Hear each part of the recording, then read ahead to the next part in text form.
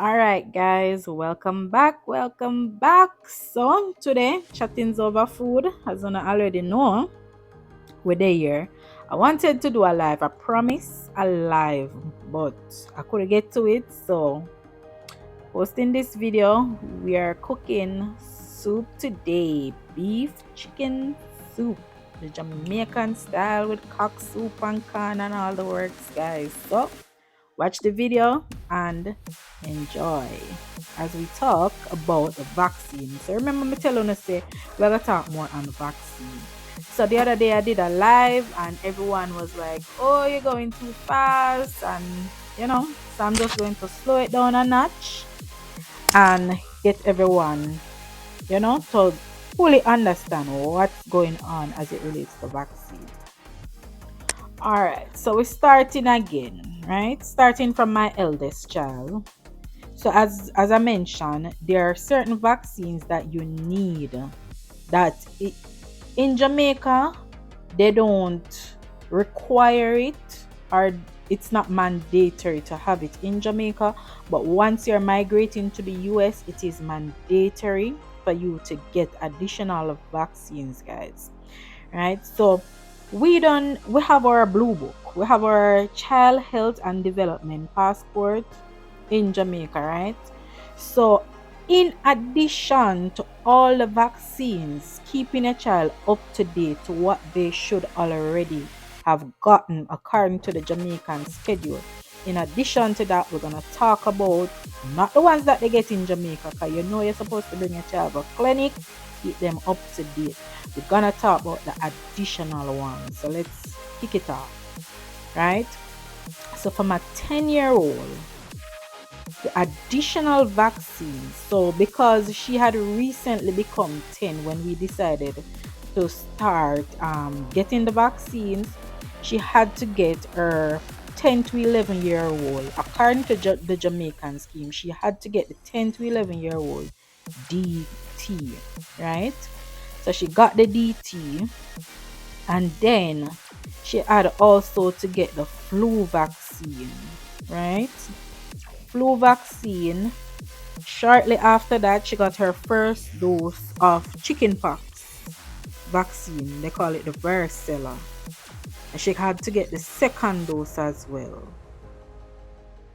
When she went to Andrews, because we knew that she had to get the influenza and the chickenpox times 2. But when we get to Andrews gave her the hepatitis A vaccine. That one we didn't know. So guys, if you can get them all. So she had to get, my 10-year-old had to get 5 vaccines in total. The DT, which is required by the Jamaican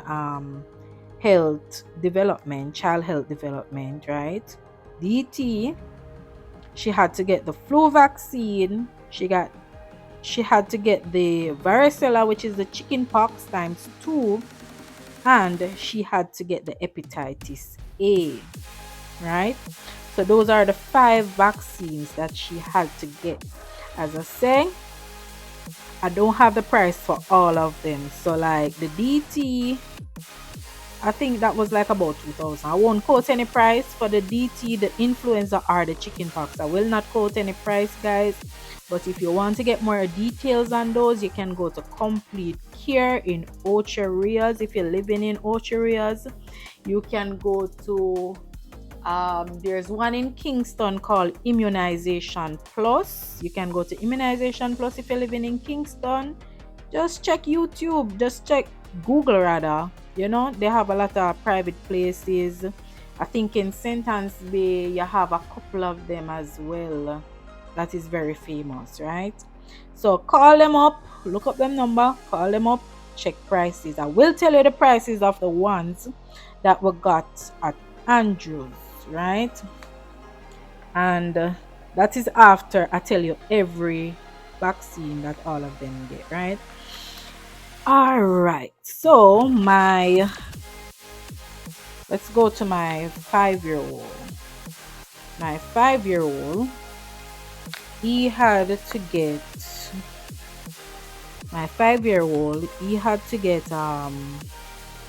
his influenza just like all of us had to get influenza. So he had to get 4 vaccines: the influenza, and that's yearly, guys. So let's say you get this vaccine now, the flu vaccine now. Let's say you vaccinate all your family members with the flu vaccine now, and you don't get to the US until next year. You have to get the flu vaccine again next year because it's a yearly thing. All right, so the flu vaccine was the first one that he got. He got the chicken pox times 2, and he also got the hepatitis A. Right. One thing I want to point out is that if you got the chicken pox itself, right? If you got the virus itself, you can do a test, right? And they can write that, okay, you had the chicken pox, and you can get an exemption from taking the vaccine. For me, I have had chicken pox before. My husband have chicken pox, my daughter have chicken pox. The reason why I didn't just did that to like get the exemption from taking the vaccine was that this test is only done in Kingston. So it is done at UA, and when you check the price to do the test, it's a little bit cheaper. But then if you're not living in Kingston, then you better just take the vaccine and done. And it doesn't hurt to take the vaccine. You can have chicken pox in the past and still take the vaccine. It doesn't hurt. So you decide which one is best for you. All right. My 2-year-old, I'm trying to take it very slow. So my 2-year-old, she was 2 at the time of taking these vaccine and entering into the US. Right? She recently turned 3. Hepatitis A. So if you notice, all the kids had to take the hepatitis A, right? So she had 2-year-old, took the hepatitis A, she took the influenza, she took the chicken pox times 2. When she went to Andrews, they told me that she had 2 more to get, which was the pneumococcal, as I stated, and the Hib. So those 2 she got at Andrews, right? Those 3, the hepatitis A, the Hib, and the pneumococcal. She got those at Andrews. Yeah, so she got 2, 4, 6 in total. So she had the most. She got the most in total. For me and my husband now, as I say, guys, you have to get the COVID vaccine. It is mandatory.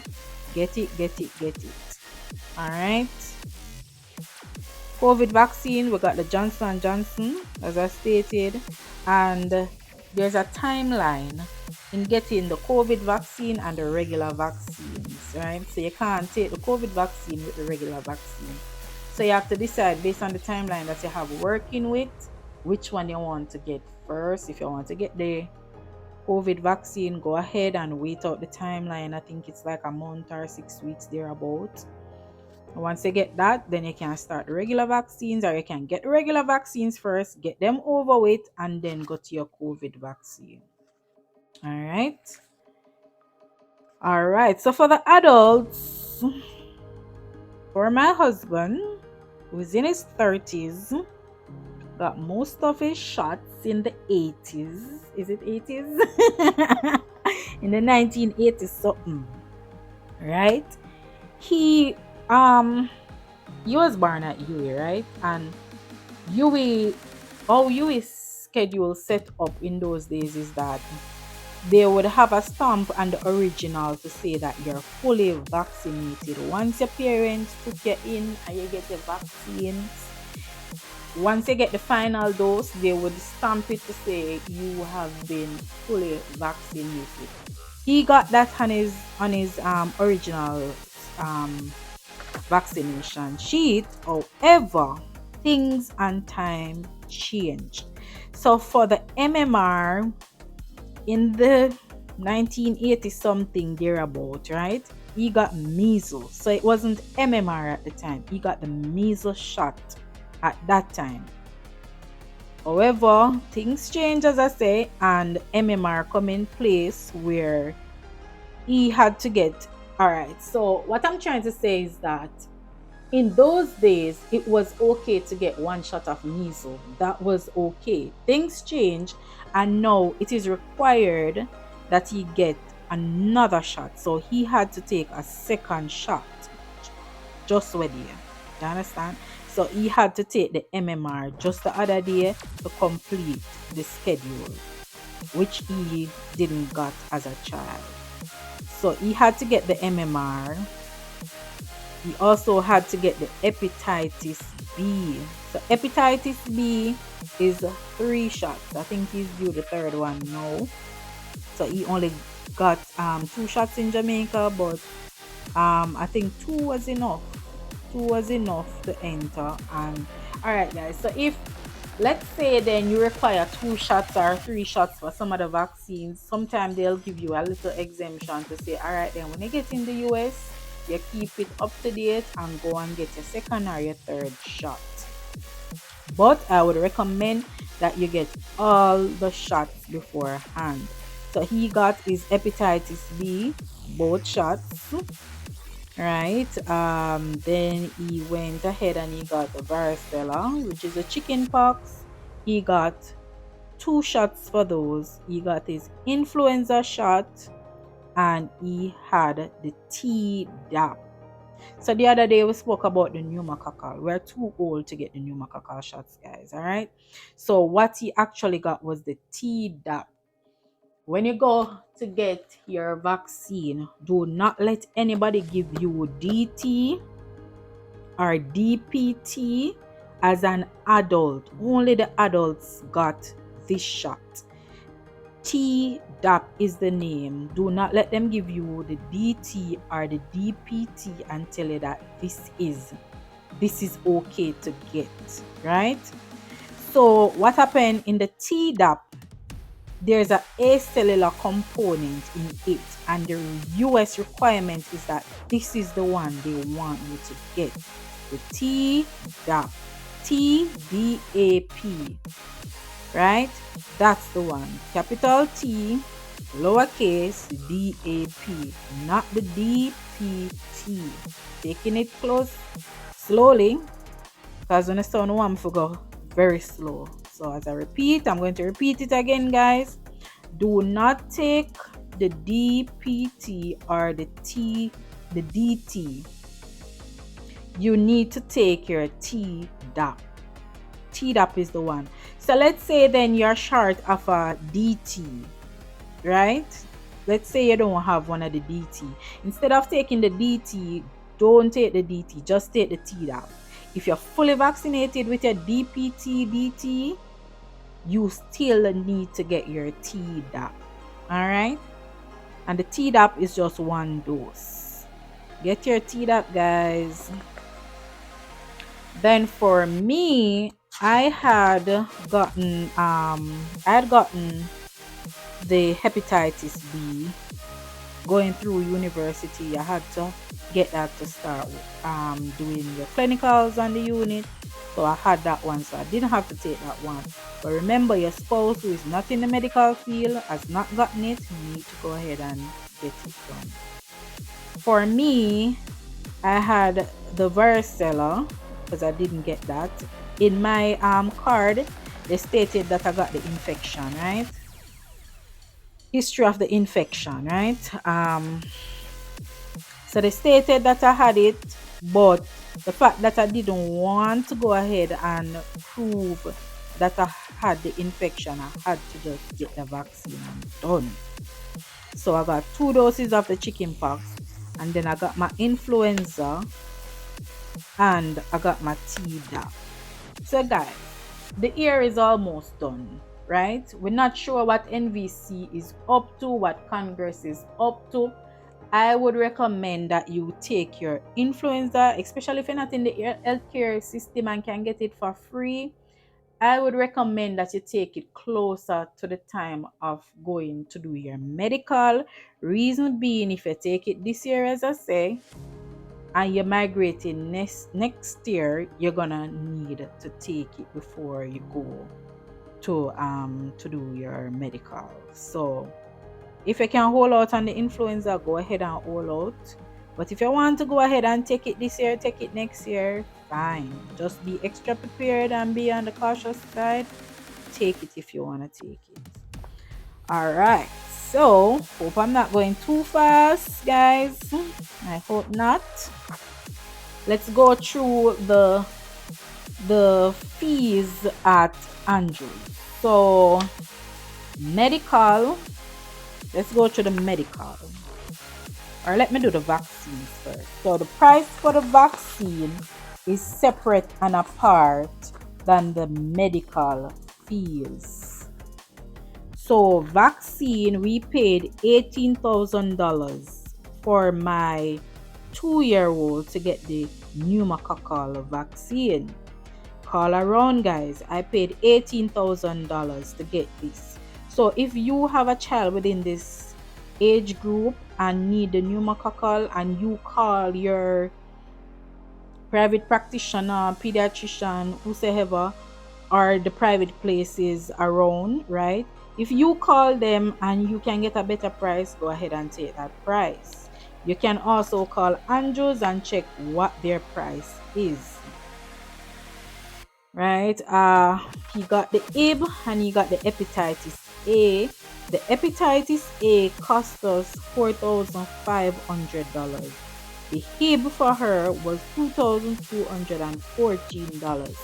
So a total of $24,714 was paid for my 2-year-old to get additional vaccines, apart from the ones that I had already paid for at Complete Care in Ocho Rios. So guys, it can be very expensive. These vaccines, I tell you, I pay over $200,000 for the medical and all the vaccines that we had to get. It was 5 of us. It can be very costly, and it all depends on, your pocket and how many persons, as I said. Hepatitis, well, I told you the price for those already. For the hepatitis A, right? Okay, so we're moving on now to the medical prices. So as I discussed in the other video, you have the physical US medical, right? You have the X-ray and you have the VDRL/syphilis test. The medical is $10,160. That's for adults. $10,160 for adults. That's for the physical part of the medical. Then we had to pay for the X-ray. We had to pay $4,900 per adult, guys. Per adult. For one somebody, right? The VDRL/syphilis test was $6,000. All these 3 tests have to be done for the adults, right? So both me and my husband had to do all these 3 tests and pay those costs per individual. Then my husband, because he had a history of smoking, it doesn't matter how long, guys, he had like a 3 to 4 years history of smoking, and so it is very important that you tell them the truth. If you know your spouse is a smoker or go around people that smoke, advise him not to anymore, because they can pick this up on the test and you will be in trouble. You will get left behind, guys. Tell your husband they will get left behind if this test comes back positive for cannabis in the urine. So as I tell you, when you go there and you're about to do the urine test, yes guys, they leave the door open. So there's no foul play with this one. And I was told that these tests, when they take the sample, it is not, they don't they do not uh they don't conduct the lab results. It's not done in Jamaica. I was told that it's done in Australia. I don't know if there's any truth to it, but that's what I was told. So the foul play business and the buyout business never really go on. Alright. This is a US based thing. It's not a Jamaican thing that you can buy out. So play the cards right, and there's no going around it. So you do your cannabis urine test. They will leave the door open, so the nurse will be watching you to make sure say your urine are going at a cup there. So once you pee in the cup, some guys, well, I've seen people saying that it was embarrassing because the nurse is watching you taking out your pee and pee, right?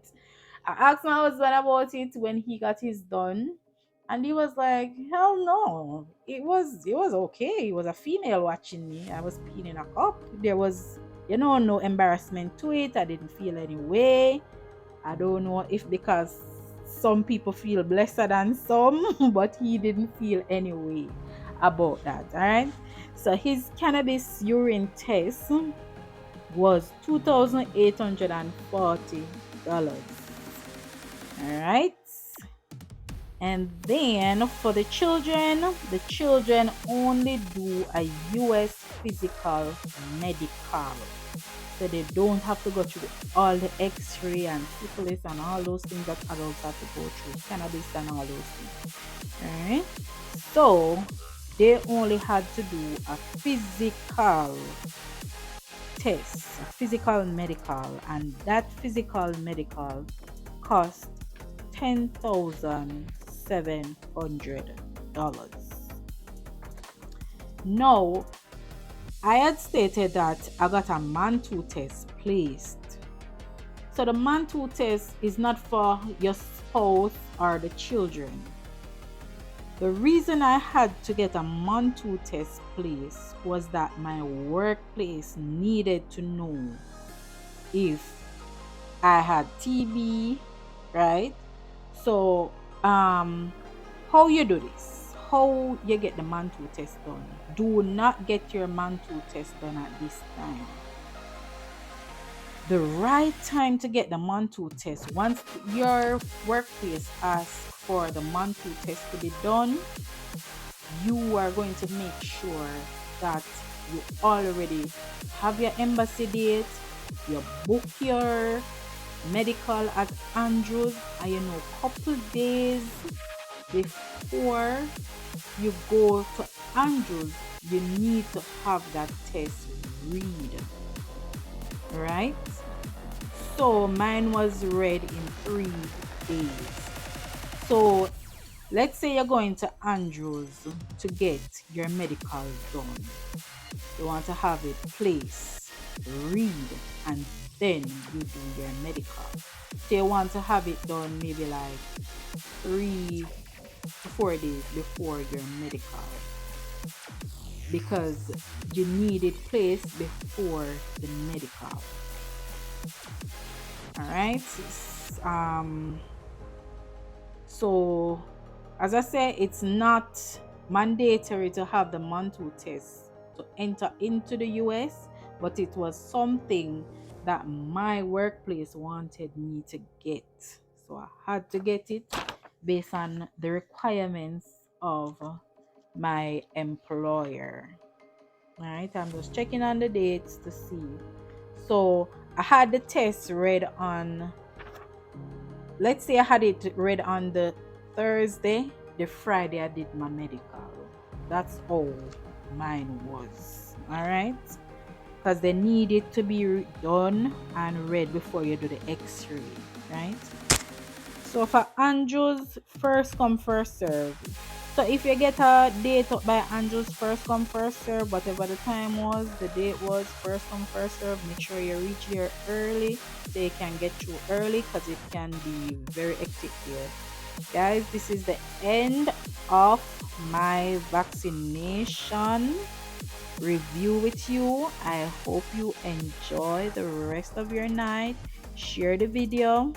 Remember to tell a friend, to tell them other friend, to tell them next friend them say, come over here so and learn about all of them things here. So guys, peace out. Enjoy the rest of your night. Have a good weekend. Bye.